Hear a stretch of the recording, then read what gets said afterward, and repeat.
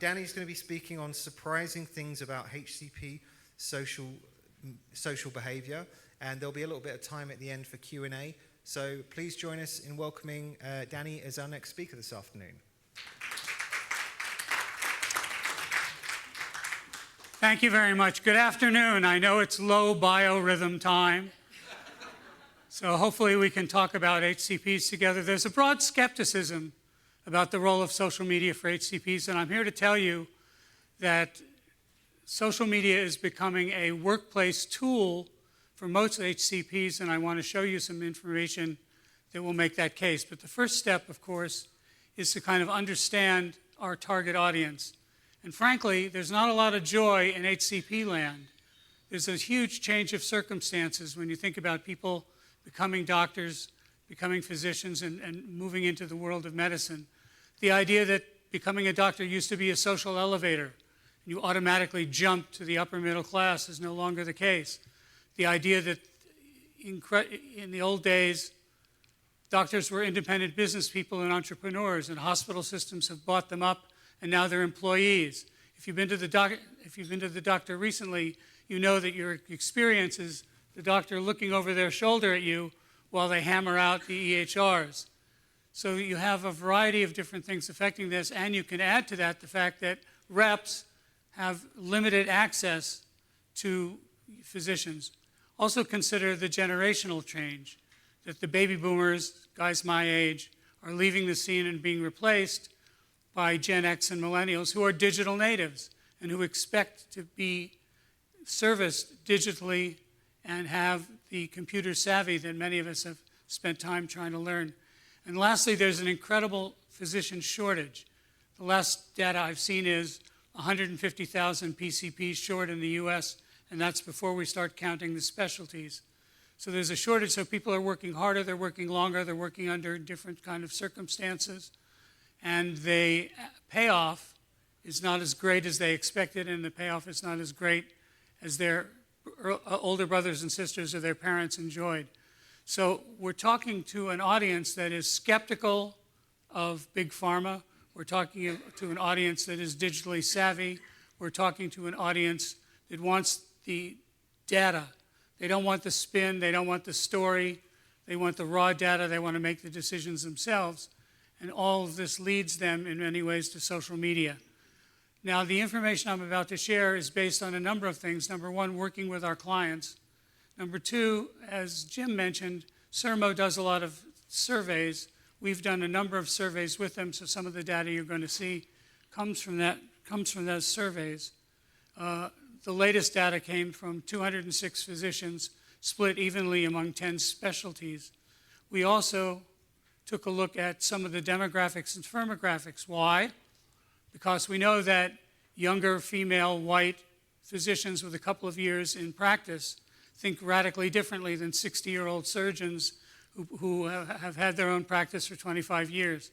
So understanding the demographics of the audience, understanding the changes, and also understanding that one size does not fit all, that physicians and certainly HCPs have different ideas, have different perspectives, and need to be serviced with content that is aimed at who they are, not some broad generalization of who HCPs might be. The key in understanding, however, is that 78% of HCPs surveyed use social media for clinical purposes. And let me say that again because it's kind of a radical idea. While many of these people are on Facebook for their personal desire, almost 8 out of 10 use the social media in their practice, in their clinical thing. And you need to think about this in a spectral kind of way. So on one hand, you're competing with UpToDate and Hippocrates in the moment. I'm going to whip out my phone, I'm going to dial Snapchat, I'm going to talk to a physician on the other side of the country, I'm going to get some information. The flip side, of course, is I'm going to spend 2 hours on Saturday afternoon during the rainstorm cruising Sermo, learning information that's being posted by a variety of different things, of voting on drugs, taking surveys. So somewhere all on that spectrum, you're going to find the 78% of HCPs who are committed to using social media as part and parcel of their professional lives. Now, what's really interesting is this idea that they come to social media and they trust strangers. The interesting part of this slide is the bottom line where it says where they trust the audience. And you think to yourself, how could that be? How could a physician in Philadelphia dial up somebody in Saskatoon who he's never seen or talked to and then trust that information that that individual gives them? And this comes out, this is part of the legacy of the pandemic, when everyone began to reach out to anybody they could think of to figure out the protocol, to figure out the medication, to deny Trump's bleach idea. But it also led to this great democratization of medical knowledge, that nobody knew what to do. There was no standard of care. There was no medication. So there was a scramble. And the scramble led in many different directions, which led to this credibility thing, that somebody in Saskatoon might have an idea that would work in New Jersey, that somebody in New Jersey might have an idea that would work in Atlanta, that some hospital in Texas figured out a way to treat COVID-19 a little faster and a little better than everybody else, and this was shared broadly. So this has been the underpinnings of this trust factor that physicians grant social platforms. Now, this is a chart that shows a variety of different ways that social media is used. And the key point I want to make here is twofold. Number one, that each platform has its own rules, each platform has its own sensibilities, each platform can be used in different ways. And increasingly, each platform can be HCPs can be targeted in a little different way. Facebook continues to be the big dog, although they've dumbed down the ability to target using a variety of discrete data points. As a result, your best option with Facebook and some of the others is an MPI-based list match to try and find the HCPs you want to talk to. On the flip side, LinkedIn is ascendant in this space because they have the best targeting opportunities, because they have the most data points that indicate all the specifics of HCP behavior, and you can find people by specialty, you can find people by geography, you can find people by their degrees. The other thing that's interesting is different specialties favor different platforms. I'm not exactly sure why endocrinologists are crazy about TikTok, although I'm guessing it has something to do with the obesity epidemic and the growth of GLP-1 medications. This is an area where we continue to do survey work to find out why is it that these particular platforms are favored by these particular specialties. The other thing that's interesting is that different platforms return different kinds of behaviors. I know this is kind of an eye chart, but really what it tells you is there is a desire to post, to find, and to follow fellow HCPs, and also there is an opportunity in many cases to influence behavior. I think Jim showed a slide which showed a high percentage of HCPs influenced by social media, and this data was confirmed in a number of surveys we've done at LiveWorld in tandem with Sermo. The other thing that's interesting is that there are secondary sources which are becoming very important. Instagram is growing in popularity. YouTube is a repository of many MOA videos and a lot of procedural videos. TikTok and Snapchat are growing, and WhatsApp has become the international standard. So not only do you reach out to Saskatoon, you can reach out to London, Paris, and Rome and get HCP talking to HCP. The idea behind this, of course, is that peer-to-peer conversation, peer-to-peer sharing, peer-to-peer credibility is driving all this. And if you've ever been to a dinner meeting where non-competitive physicians talk with each other, you can see the excitement, you can see the electricity, you can see the sharing that this peer-to-peer understanding is called for. And this is really the driving dynamic behind a lot of the social media usage. The other thing that's interesting is that in spite of the fact that Elon Musk continues to mess with what we used to call Twitter and now we call X, that this was previously the place for public and private HCP groups, journal clubs, clubs by specialty, alumni organizations, book clubs, all exist on Twitter. They continue to exist on X, mostly out of inertia. A few have migrated to LinkedIn, but still many of these HCPs have many followers. I think of Dr. Khan, who has 157,000 cardiologists. I think of Dr. Kevin, MD, Dr. Mike, and my favorite, of course, is Z-Dog MD, the wild prophet of the airwaves, who has 1 million followers on X. So they're there, they're attentive, they believe in it, they're sticking with it because it adds value and it's predictable. So key takeaways for the public use of social media. It exists in a professional content. You want to use each site differently, and you want to leverage the idea of influencers. Now we come to my favorite area, the idea of walled gardens. You heard a little bit from Jim at Sermo. These are protected spaces accessed by NPI numbers. They're private. In our case, we have a medical director that's become an activist and joined all of them. The good news is they compete with each other like crazy. So as a result,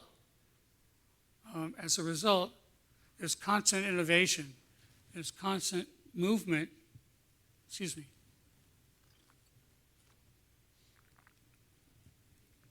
There's constant movement to improve the experience. So as Jim pointed out, there are case challenges, there are polls, there are studies, there are opportunities to advertise, there are video segments, there are interactive and engaging tools, all of which are maintained by these platforms. But they are private, they are effective, they get high engagement, they get high usage. You can trust the information that's there, it's verified. And the other thing is, you understand, of course, that they're highly competitive, so they're constantly trying to one-up each other. The other is there are a variety of different advertising opportunities at different shapes and sizes and tool sets to interact with HCPs.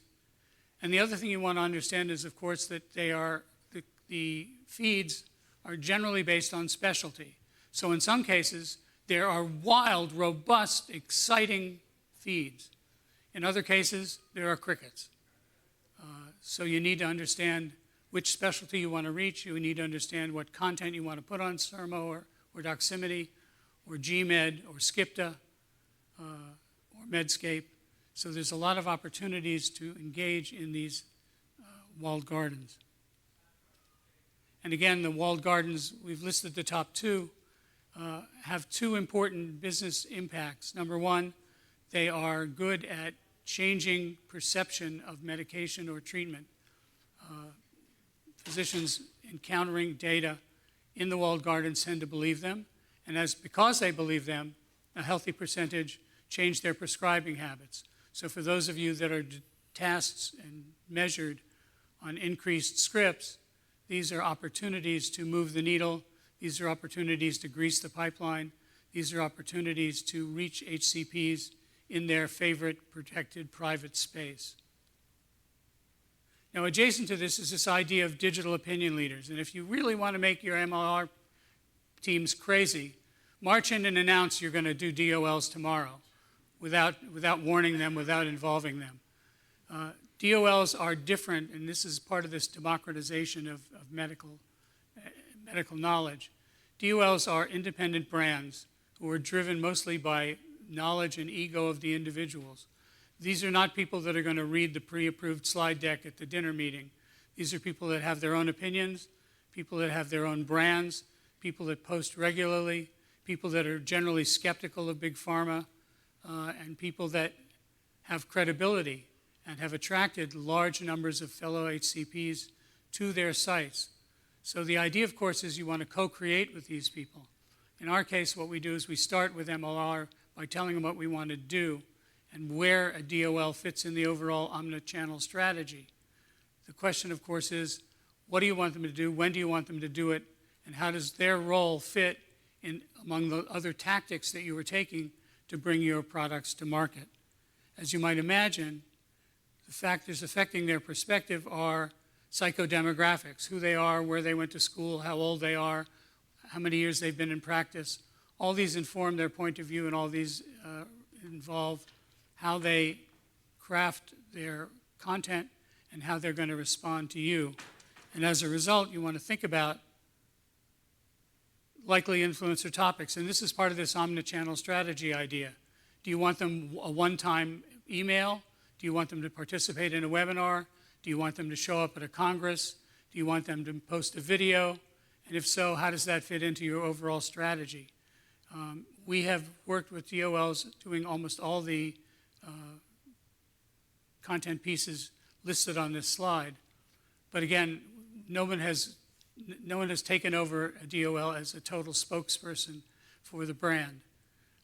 We've seen a lot of these programs stymied by MLR. We've seen a lot of these programs that have disintegrated because of disagreements about the content. So you're not buying space on somebody's ad platform. You're co-creating with somebody who has an independent opinion, who's looking to build their own brand, who's conscious of their role and how they might be perceived by other HCPs. So it's a different set of factors you need to consider. And some of these people are represented by really sharp lawyers that want very tight contracts and want very tight specifications of what they're going to do, how they're going to do it, when they're going to do it, and how they're subject to review. The other thing you need to think about is in some cases you need to monitor and moderate a DOL's feed, because when they're not talking about your product, when they're not talking about your brand, they're talking about other stuff which could create liability for you or associate your brand with other things that you don't want to be associated with.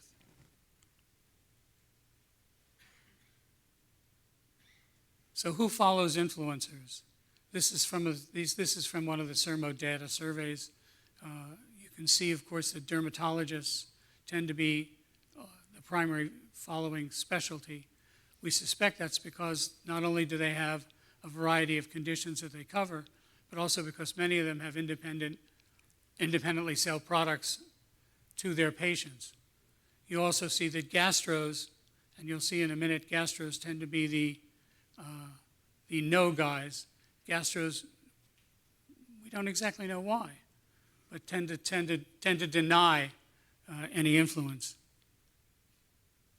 So here are the stats that Jim presented, and again, which is 67% tell us in surveys that information they gleaned in social media changed their perception of a medication, and also another high percentage changed their prescribing behavior based on information they found in social media. So there's access, there's credibility, there's reach, there's innovation, and there's sharing, all involved in the social media equation, which are being factored in by HCPs who are using this, and I'll say this again, who are using this as part of their clinical tool set. We expect that this not only will continue, but this will grow as we move forward and as social media morphs. There are new platforms coming online. If you want to make your med legal people crazy, mention Reddit. None of them ever heard of it, and they're scared to death of it. But also Dispatch, and there's a variety of others. I think somebody mentioned WeChat as well, are platforms that are coming online. So you've got innovation, somebody said this morning, you've got creativity among the medical people. We're seeing that in the use and the use and the practice of social media. So changing perceptions, again, gastros are deniers, dermatologists, PCPs are more prone to changing their point of view and changing their behavior. Again, gastros are the no guys. So there's proof that social media moves the needle. Social media can be leveraged by your brands. Social media can be an important tool in an omnichannel strategy to move the needle to meet your KPIs. So, takeaways. You want to look at the different platforms for their individual values and their individual sensibilities. You want to speak the language of HCPs. You want to adapt your message to the platform to connect in the strongest possible way with HCPs. So a few recommendations. Number one, you want to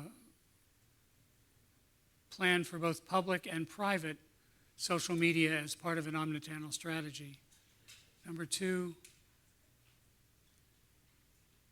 you want to focus on specialty. Number three, you want short,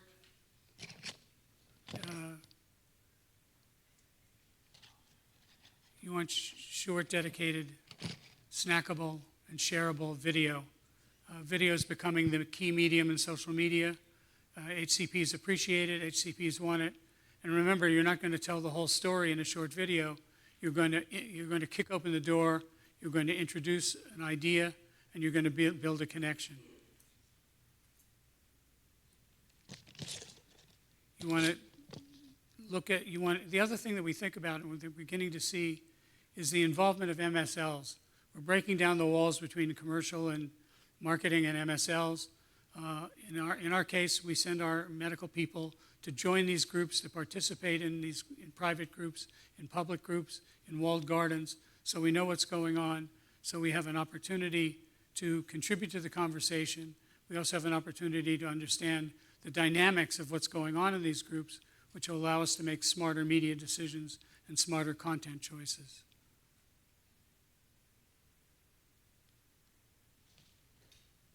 You want to involve your legal teams early on in DSL. And lastly, you want to monitor and moderate anything you're doing in social media to be sure you're compliant and to be sure that you continue to maintain the safety of the platforms that we're using. So hopefully I've left you with the idea that social media is part and parcel of this HCP toolkit, that it's beginning strong, it's going to get stronger, it's going to be more important, and that you should factor it in your omnichannel strategies and omnichannel programs. With that, naturally, a quick plug. If you need help with this, LiveWorld, which is our agency, is dedicated to unlocking social, and we can help you in whatever way makes sense. Thanks very much. Thank you, Danny. Any quick questions? Yes, before we move on, Luzine? Thank you for that. Just a quick question. I was a little surprised to see that Facebook is one of the primary platforms for HCPs, because the only person that I know that still actively uses Facebook is my mom. So I'm curious, is it HCP to HCP conversations, or is it HCP to patient It's conversations? HCP to HCP conversations. There's a variety of public and private groups on Facebook. Facebook's functionality favors the group thing. You can't advertise into groups, so they're in some ways protected. But you can message people in the groups by doing a list match. Right, but they're closed groups though, so you can't really see. Well, there are both, as I say, there are both some public and some private groups. The majority are private. Right. Thank you.